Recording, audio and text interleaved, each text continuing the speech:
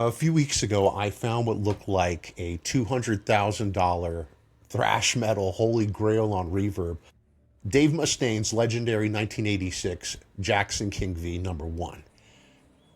I can't explain why, but I was desperate to get a video out quickly. I stayed up way past my bedtime. I threw my notes into AI and I told it to make a script, which I did revise extensively. However, it backfired, kind of. I mean, the video immediately got traction, racked up thousands of views, but the AI was hallucinating while I was using it. And because I was exhausted, I made some errors myself. Today, we're playing back what some have called, and I quote, spreading disinformation to the world. We'll be pausing the tape and exposing exactly what the AI got wrong, what I got wrong, and a massive secret about the guitar that the Reverb seller is still completely leaving out. But that's not all, because right as I was putting this correction together, Dave Mustaine himself just dropped a brand new interview directly addressing this exact Reverb listing. So let's get into it. There is a guitar on Reverb right now. Serial number J2713.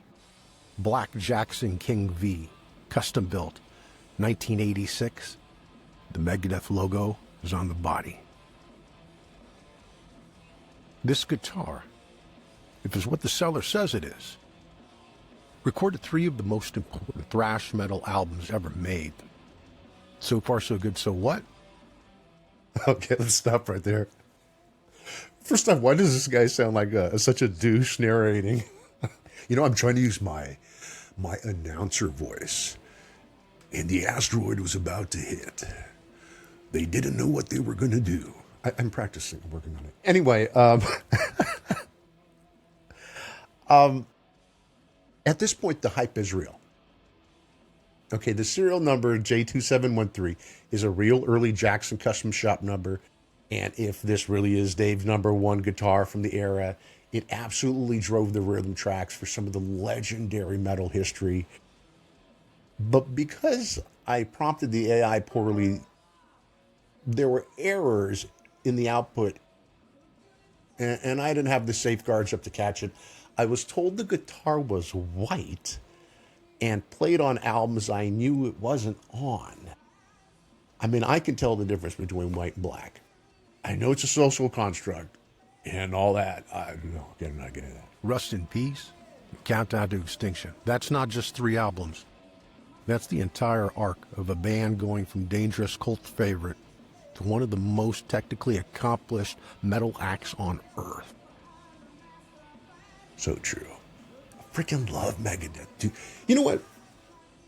As far as I'm concerned, Dave influenced Metallica. I mean, he is the sound. I don't understand how people don't really recognize that. It's beyond me. I got to skip ahead because let's go to bad shape personally. And yet, the record has moments of pure ferocity.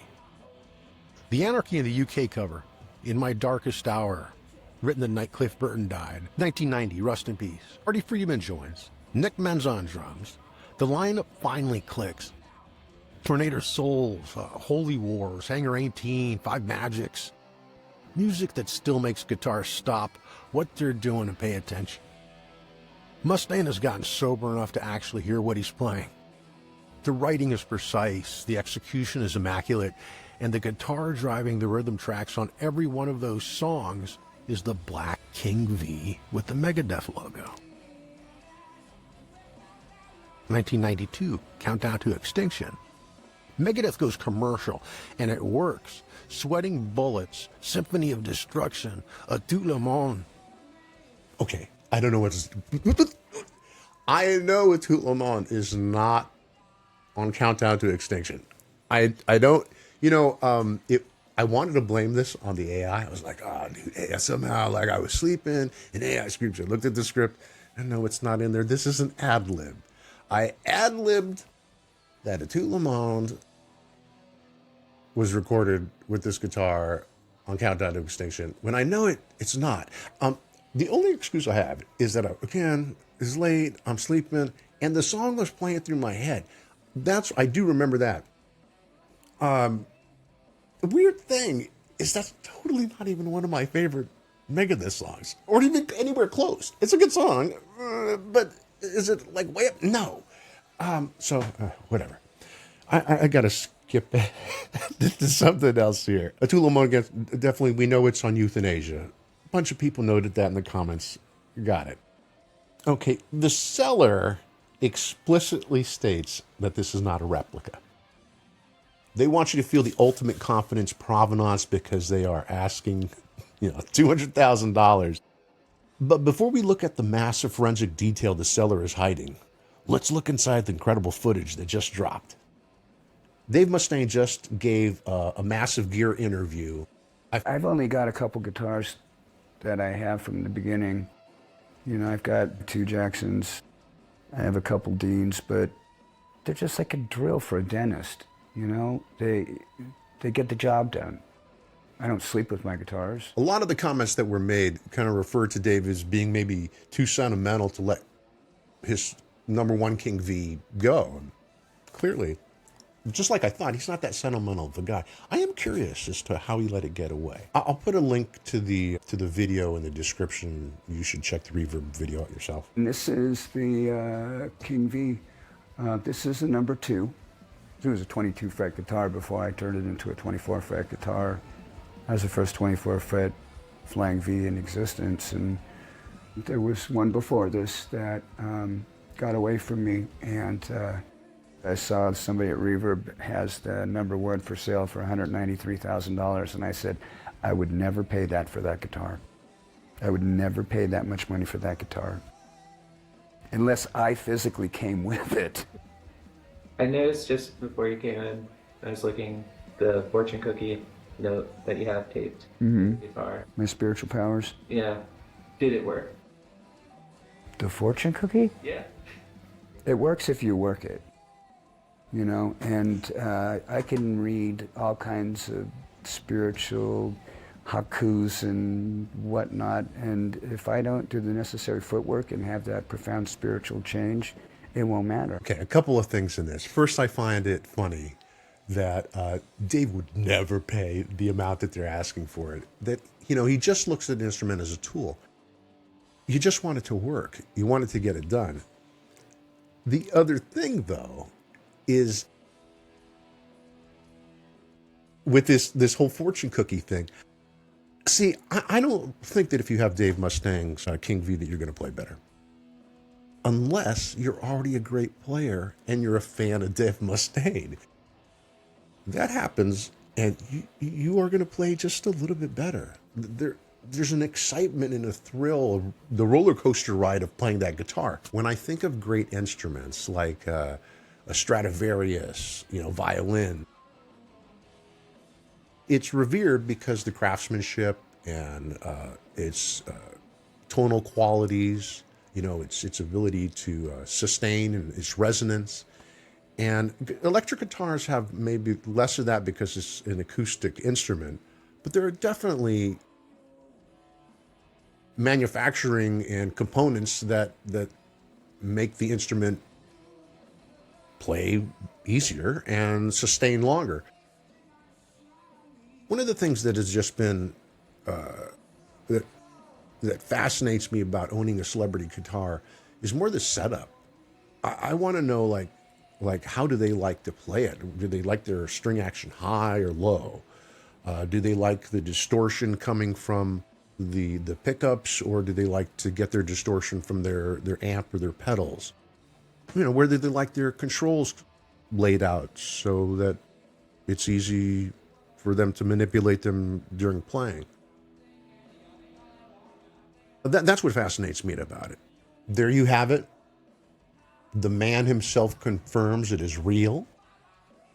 I mean, but listen to how Dave talks about the legendary instruments compared to the seller hyping them up. They're just like a drill for a dentist, They get the job done. I don't sleep with my guitars. To Dave, it's just a tool. I can't say I'm sentimental about guitars either, but I do look at some of them like a teenage boy looks at porn. When I'm looking at a centerfold that's a guitar,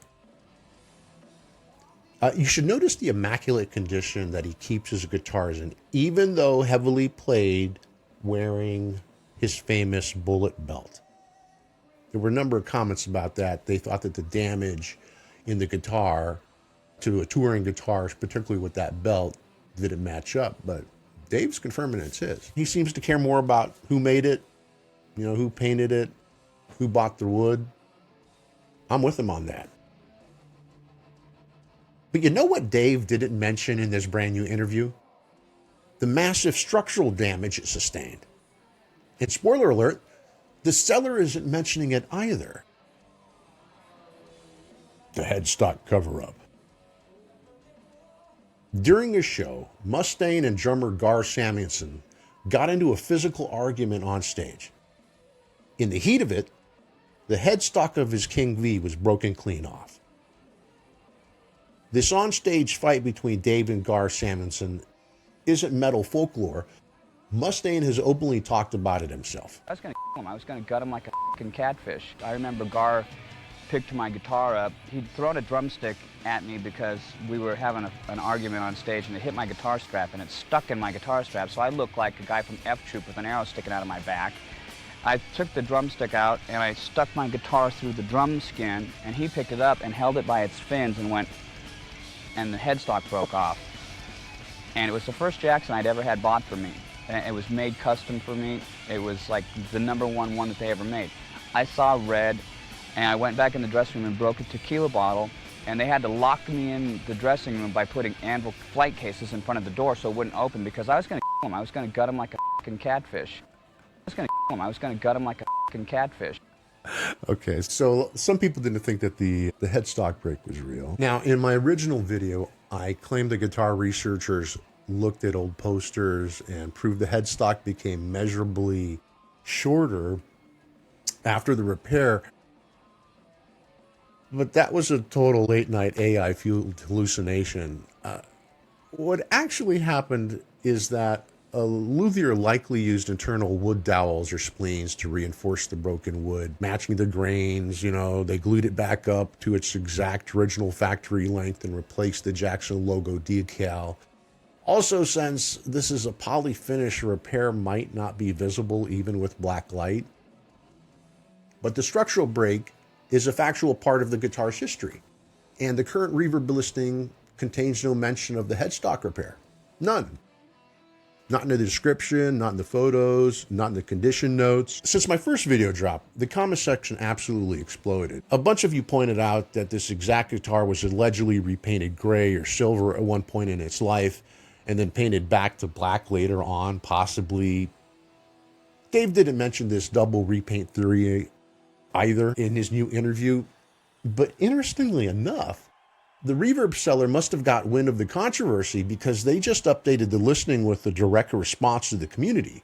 They told everyone to go look up Megadeth Live at Hammersmith Odeon 1992.